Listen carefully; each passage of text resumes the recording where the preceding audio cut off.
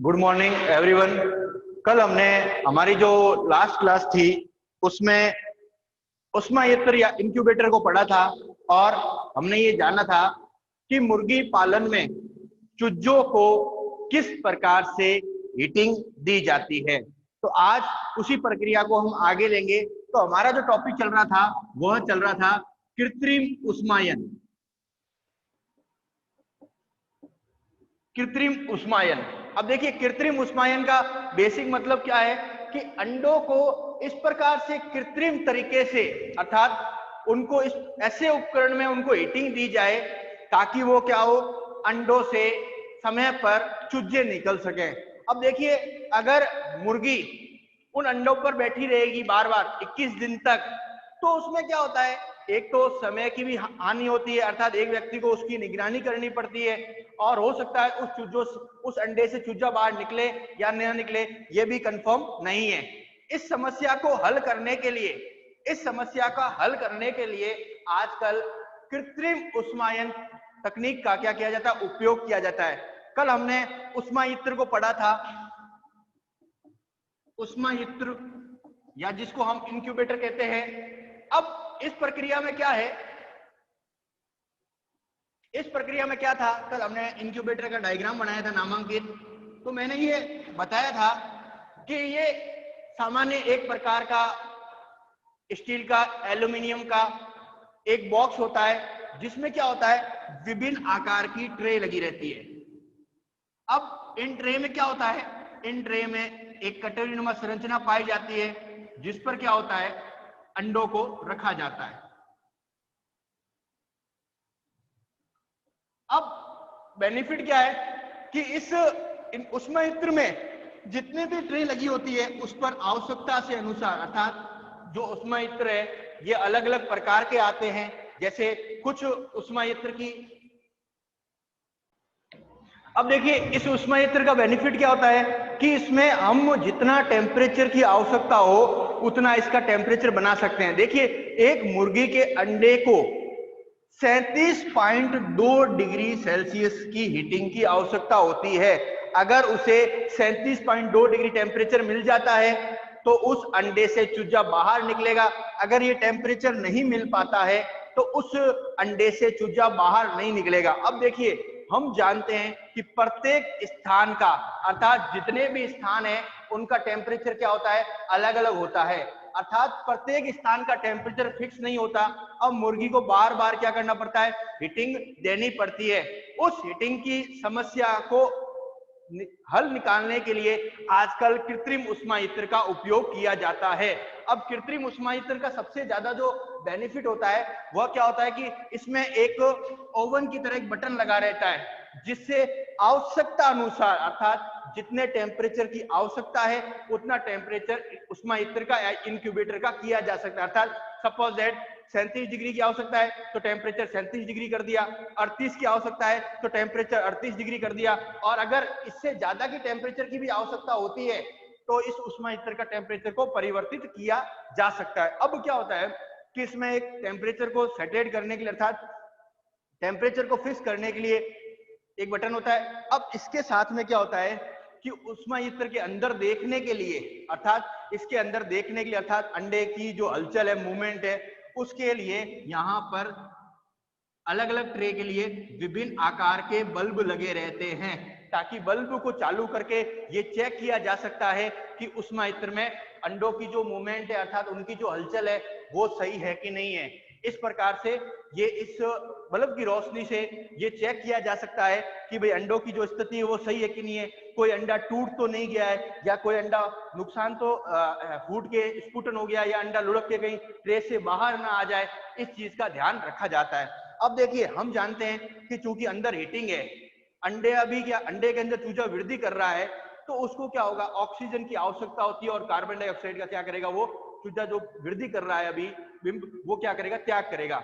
इसीलिए इस कक्ष के सबसे ऊपर की ओर एक विशेष प्रकार का छिद्र पाया जाता है जो ताजी हवा आने और जाने के लिए होता है, अर्थात फ्रेश एयर होती है, वो ऑक्सीजन है, वो इस छिद्र द्वारा अंदर आएगी और कार्बन डाइऑक्साइड होगी वो क्या करेगी, इस छिद्र द्वारा बाहर निकल जाएगी।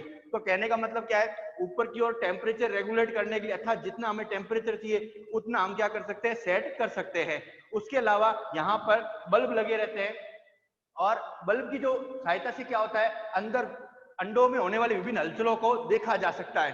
फिर शुद्ध ताजी हवा आने और जाने के लिए यहाँ पर एक छेद होता है। अब देखिए अंडों को बार बार हीटिंग मिल रही है, टेम्परेचर लगभग 37.2 डिग्री सेल्सियस है। अब होता क्या है, बार बार हीटिंग मिलती है तो कई बार अंडा भी बहुत ज्यादा हीट कर ले। उस कंडीशन में क्या होगा, अगर अंडे को बहुत ज्यादा हीटिंग मिल रही है तो अंडे के हो सकता है जलने की भी संभावना रहती है, अर्थात वो अंडा जल सकता है। उस समस्या को हल करने के लिए प्रत्येक ट्रे के पास एक फैन लगा रहता है, पंखा लगा रहता है, जो क्या करता है, हवा निश्चित प्रवाहित करता रहता है ताकि क्या हो, उस उष्मा इत्र के अंदर किसी प्रकार की ज्यादा टेम्परेचर नहीं बढ़े, अर्थात उसका टेम्परेचर हमेशा फिक्स 37.2 डिग्री ही रहे। तो मैं वापस रेट कर रहा हूं, इंक्यूबेटर या उष्मा इत्र क्या होता है कि इसमें कृत्रिम तरीके से अंडों को हीटिंग दी जाती है ताकि क्या हो, उन अंडों से चूजे क्या हो, समय पर बाहर निकल सके। इसके लिए क्या होता है, इन इंक्यूबेटर में विभिन्न आकार की ट्रे रखी होती है। अब इन इंक्यूबेटर का जो आकार होता है वो क्या होता है, अलग अलग होता है, अर्थात किसी की कैपेसिटी 300 होती है, किसी की 500 होती है, किसी की 800 होती है, किसी की 2000 होती है, किसी की 2500 होती है, अलग अलग। अब जितना बड़ा व्यापार है उतना ही अलग अलग आकार के क्या होंगे, इंक्यूबेटर होंगे, उष्मा यंत्र होंगे। अब इन उष्मा यंत्र के अंदर समय पर अंडों को रख दिया जाता है। अब रखने के बाद क्या करते हैं, सबसे पहले इसका टेम्परेचर सेट किया जाता है, अर्थात अंडों को उष्मायन के लिए जो नॉर्मल टेम्परेचर है वो है 37.2। अब 37.2 टेम्परेचर नोट कर लिया जाता है। उसके बाद क्या किया जाता है, सबसे पहले अंडों को यहाँ पर रख दिया जाता है। अब हम जानते हैं कि अंडे जब वृद्धि कर रहे हैं तो कुछ अंडे क्या ट्रे से या तो लुढ़क कर नीचे गिर सकते हैं, इसीलिए इस समस्या के हल के लिए यहाँ पर नीचे एक वाटर ट्रे लगी रहती है, अर्थात कोई अंडा लुढ़क जाए या कोई गिर रहा है तो वो इसी ट्रे में आकर गिरे, इसीलिए वाटर ट्रे लगी रहती है। फिर क्या होता है कि बल्ब की सहायता से समय समय पर उन अंडों की निगरानी की जाती है, अर्थात उसमें से वो अंडे सही वृद्धि कर रहे हैं कि नहीं कर रहे हैं, और ताजी हवा आने जाने की व्यवस्था होती है और पंखे लगे रहते हैं। अब देखिए सबसे बड़ी विशेषता क्या होती है कि जब चूजा अंडे के अंदर चूजा धीरे धीरे वृद्धि कर रहा है तो उस प्रक्रिया में पूरे 21 दिन का समय लगता है, अर्थात 21 दिन पश्चात उस अंडे से चूजा बाहर निकलता है। इसीलिए ध्यान रखिएगा, अंडे के जो उष्मायन के जो तरीके हैं उसमें 21 दिन का समय लगता है। अब देखिए होता क्या है, 21 दिन के जो प्रक्रिया है उसमें दो हिस्से होते हैं, एक होता है 18 दिन का, एक होता है 3 दिन का। अब देखिए 21 दिन की प्रक्रिया में दो हिस्से हैं, फर्स्ट होता है 18 दिन, सेकंड होता है 3 डेज का, 3 दिन का। अब क्या होता है, अंडे को 18 दिन तो उष्मा यंत्र या इस नॉर्मल प्रकार के यंत्र में रखा जाता है, लेकिन पीछे के जो 3 दिन होते हैं उसको इस यंत्र से निकालकर एक सामान्य कमरे में रखा जाता है और उसको प्राकृतिक तरीके से, अर्थात प्राकृतिक तरीके से स्फुटन का मौका दिया जाता है। अर्थात जब उसमें 21 दिन पूरे हो जाएंगे तो अंडा क्या, जो चूजा है वो क्या करेगा, अंडे को फोड़ के बाहर निकल जाएगा, अर्थात उसमें चूजे को बाहर निकलने के लिए प्राकृतिक जो होती है प्रक्रिया अपनाई जाती है। तो कहने का क्या मतलब है कि 18 दिन तो उष्मा यंत्र में और 3 दिन क्या करते हैं, एक सामान्य कमरे में रखते हैं ताकि उस अंडे से चूजा क्या हो, बाहर निकल सके। अब देखिए इस उष्मा यंत्र की सबसे बड़ी विशेषताएं क्या है, वो एक तो ये विशेषता होती है कि इसमें एक साथ कई अंडों को आप हीटिंग दे सकते हैं, अर्थात कृत्रिम तरीके से उष्मायन कर सकते हैं। अगर एक सामान्य मुर्गी की बात करूं तो एक मुर्गी एक समय में 5 से 7 अंडों को ही हीटिंग दे सकती है।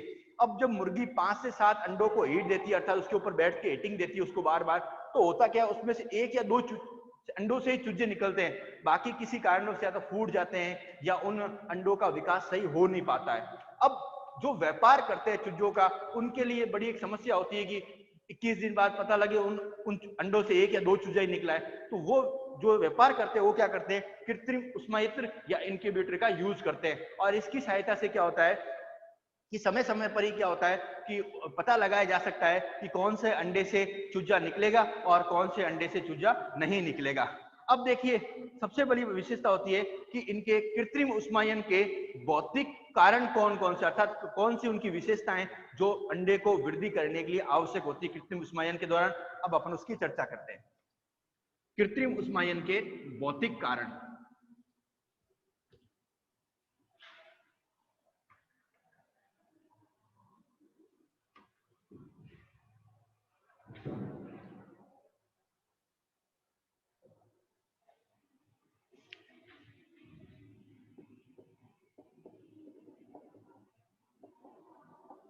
देखिए, कृत्रिम ऊष्मायन अर्थात जब हम ऊष्मायंत्र में अंडों को कृत्रिम तरीके से ऊष्मायन कर रहे, हीटिंग दे रहे हैं, तो उससे क्या होगा, 21 दिन पश्चात चूजा निकलता है। लेकिन हमें उस अंडे से चूजा निकलने के लिए, अर्थात उस अंडे से चूजा निकलने के लिए कौन कौन सी व्यवस्था करनी पड़ती है, अर्थात ऊष्मायंत्र में कौन कौन सी व्यवस्था करनी पड़ती है, वो सभी भौतिक कारण में आते हैं, फिजिकल में आते हैं। अर्थात कौन कौन सी अपन को व्यवस्था करनी है। सबसे पहली व्यवस्था होती है तापमान।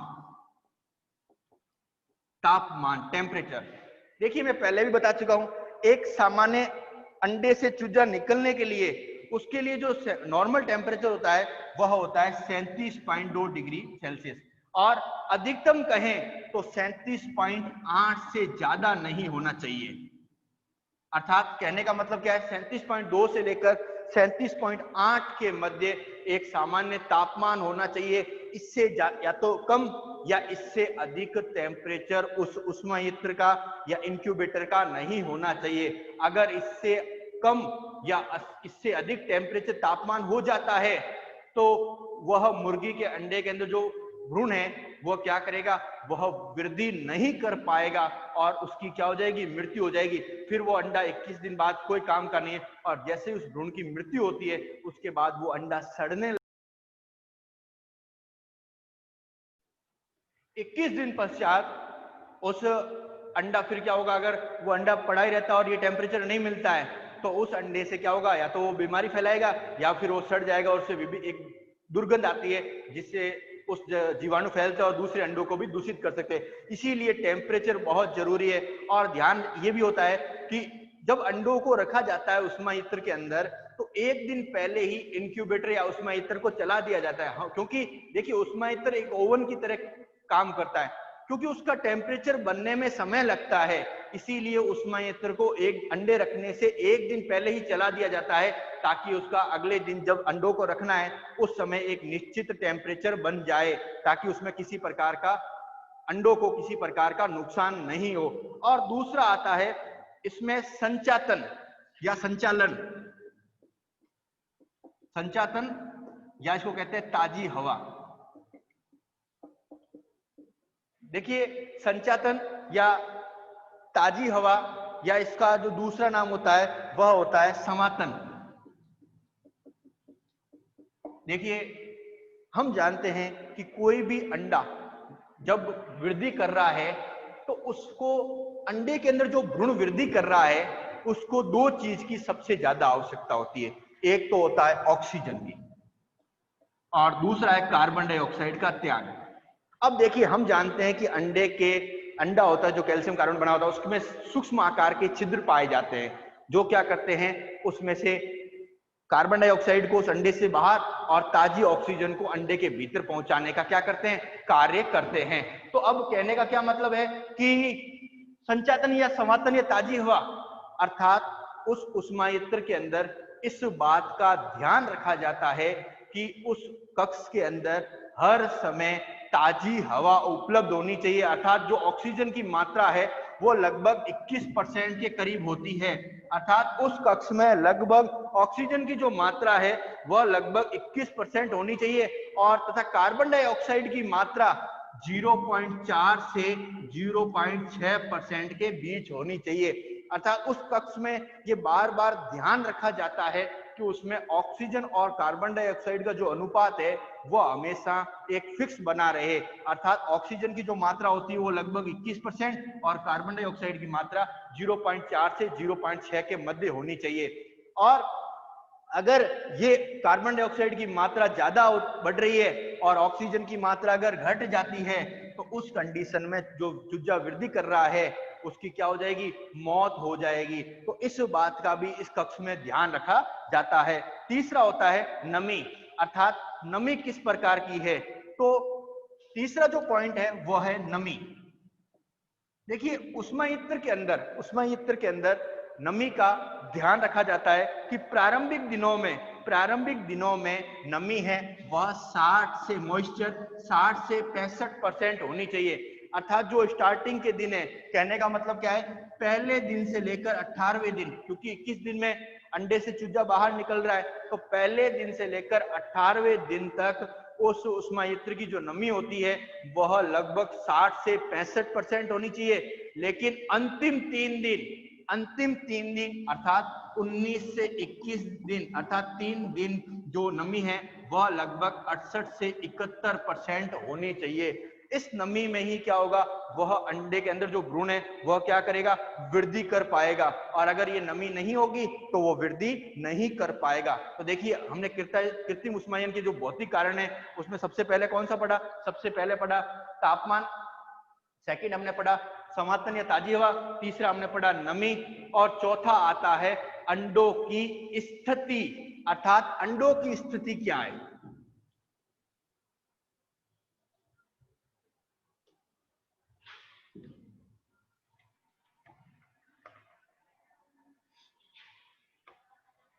नेक्स्ट है अंडों की स्थिति।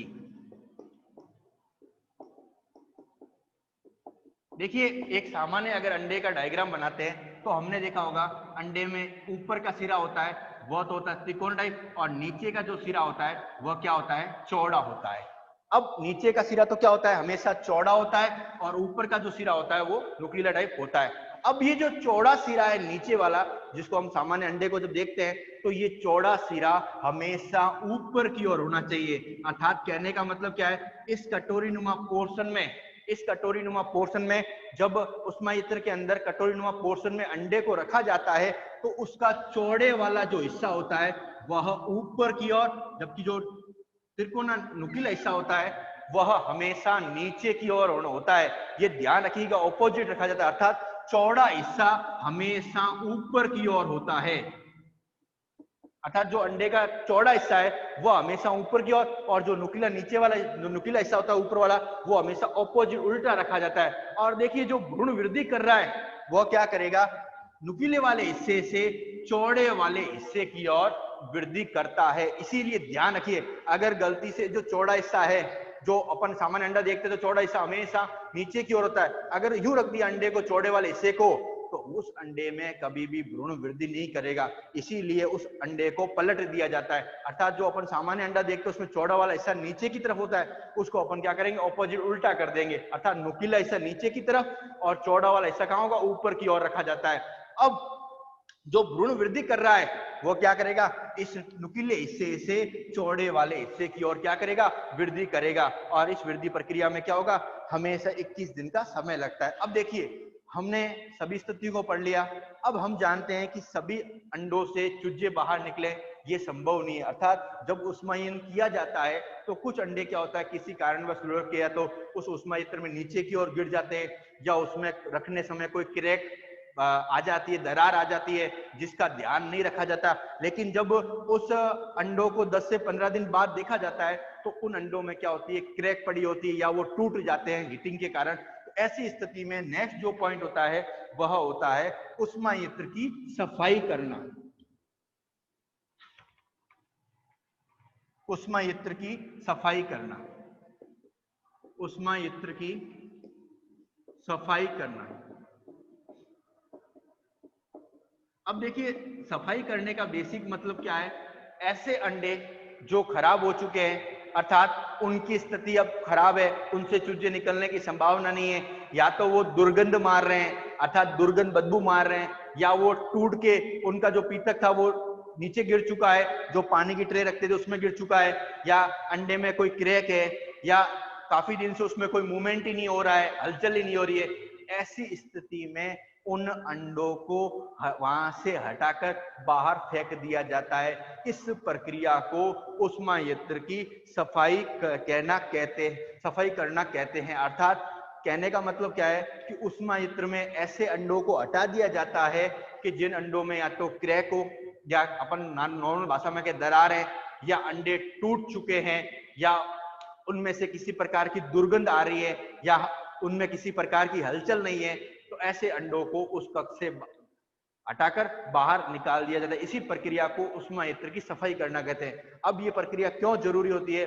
क्योंकि अगर कोई भ्रूण है जो वृद्धि कर रहा है वो मर गया है, उस कंडीशन में क्या होगा, कुछ समय बाद उससे बदबू आने लग जाती है, और उष्मा यंत्र में जो दूसरे हैं वो भी क्या होता है, उससे प्रदूषित हो जाते हैं और उनके भी मरने की संभावना ज्यादा होती है। और नेक्स्ट जो पॉइंट है वह है अंडों का चयन।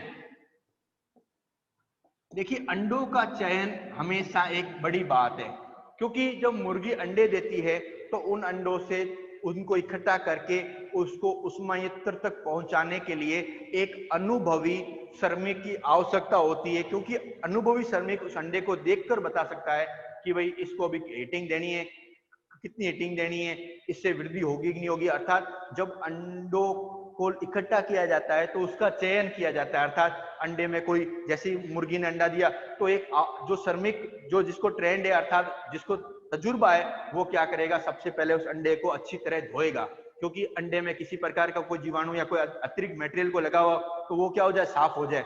अब वो उस अंडे की जांच करेगा। देखिए, अंडा देते ही सीधा उसको उष्मा यंत्र में नहीं पहुंचाना है, सबसे पहले उसका चयन करना, अर्थात उस अंडे में कोई दरार तो नहीं है, या उस अंडे में ऐसा तो नहीं है वो अंडा अनिषेचित ही, अर्थात उसमें निषेचन के दौरान अंडा तो बन गया लेकिन शुक्राणु और अंडाणु का मिलन नहीं हो पाया, तो ऐसा तो नहीं वो अनिषेचित है, क्योंकि रंग से ही पता लग जाता है। तो सारी प्रक्रियाओं का अध्ययन करने के पश्चात जो श्रेष्ठ अंडे होते हैं, अर्थात ऐसा तो नहीं है कोई अंडा एक सामान्य आकार से बहुत ही छोटा है, अर्थात ऐसा अंडा जिसका आकार बहुत छोटा है या बहुत ज्यादा ही बड़े आकार का अंडा है, तो हमेशा ऐसे अंडों का चयन नहीं किया जाता है। एक मध्यम आकार के अंडों का ही चयन करके उनको उष्मा यंत्र में रखा जाता है। अर्थात आकार से छोटे या बहुत ज्यादा बड़े होते हैं तो ऐसे अंडों का क्या करेंगे, चयन नहीं करेंगे।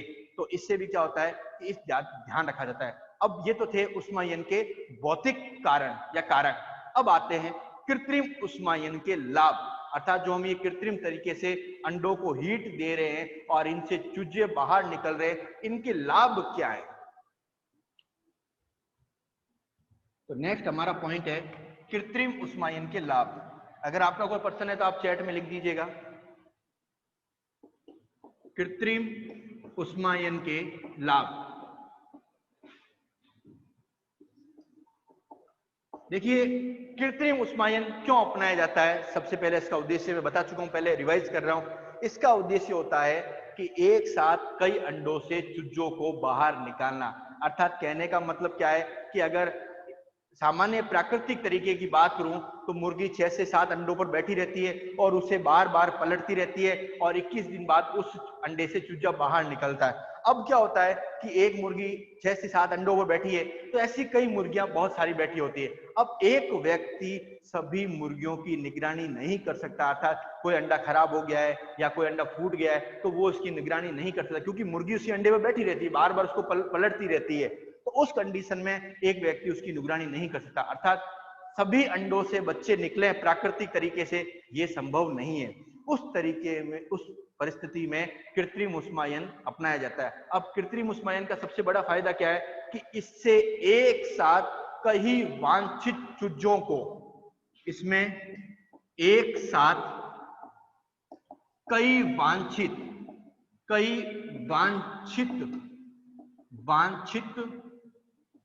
चूजों को प्राप्त किया जाता है।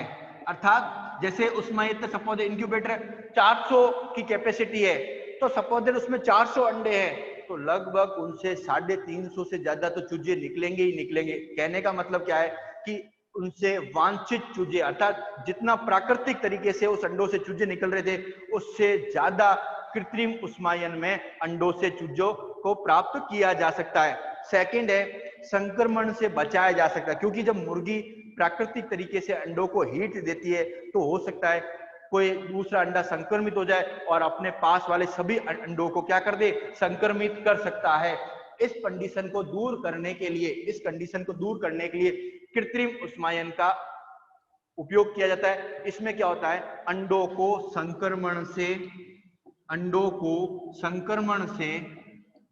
संक्रमण से बचाया जा सकता है। अब नेक्स्ट क्या है, क्योंकि ऊष्मायंत्र एक ही है तो उस कंडीशन में श्रम की जो व्यक्ति होते हैं उनकी भी आवश्यकता कम होती है, अर्थात एक ही व्यक्ति उन सभी अंडों की 300-500 अंडों की देखभाल कर सकता है। तो कहने का मतलब क्या है, अगर प्राकृतिक तरीके से अपनाऊं तो वहां बहुत सारी मुर्गियों के लिए अलग अलग व्यक्ति रखना पड़ता है, अर्थात हर 5 मुर्गी पर एक व्यक्ति, हर 10 मुर्गी पर एक व्यक्ति उसकी निगरानी के लिए रखना पड़ता है। तो उसका भी क्या होता है, खर्चा बहुत ज्यादा होता है। अब कृत्रिम ऊष्मायंत्र में क्या है कि एक ही ऊष्मायंत्र में एक ही व्यक्ति की आवश्यकता है। तो कहने का मतलब क्या होता है, श्रम की भी क्या होती है, कमी होती है। श्रम की भी क्या है, कमी है। अर्थात श्रम की कमी का मतलब लेबर की कमी कैसे है कि एक तो व्यक्ति कम चाहिए, दूसरा क्या होगा, खर्चों की जो है वो क्या होते हैं, खर्चे जो होते हैं वो क्या होते हैं, कम हो जाता है। और नेक्स्ट जो है वह चूजे निकलने की संभावना सबसे ज्यादा होती है। अर्थात प्राकृतिक और कृत्रिम तरीके की तुलना करें तो कृत्रिम तरीके में चूजों की निकलने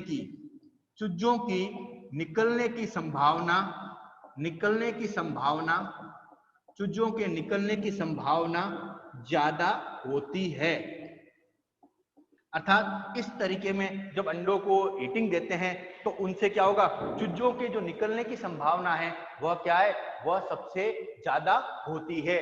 और इसका सबसे जो लास्ट होता है, उनको अंडों का स्फुटन आवश्यकता अनुसार किया जा सकता है। अर्थात टेम्परेचर को सेट करके, अर्थात हमें जितने अंडों को आज स्फुटित करना है उनको आवश्यकता अनुसार परिवर्तित किया जा सकता है। अर्थात थोड़ी प्रक्रिया को आगे पीछे बढ़ाया जा सकता है। अर्थात जैसे आज अगर 50 चूजों को ही बाहर निकालना है, अर्थात 50 अंडों का स्फुटन किया जाता है, तो इस प्रकार की व्यवस्था भी की जा सकती है। तो आज की जो हमारी क्लास थी उसमें कृत्रिम ऊष्मायन के भौतिक कारण और लाभ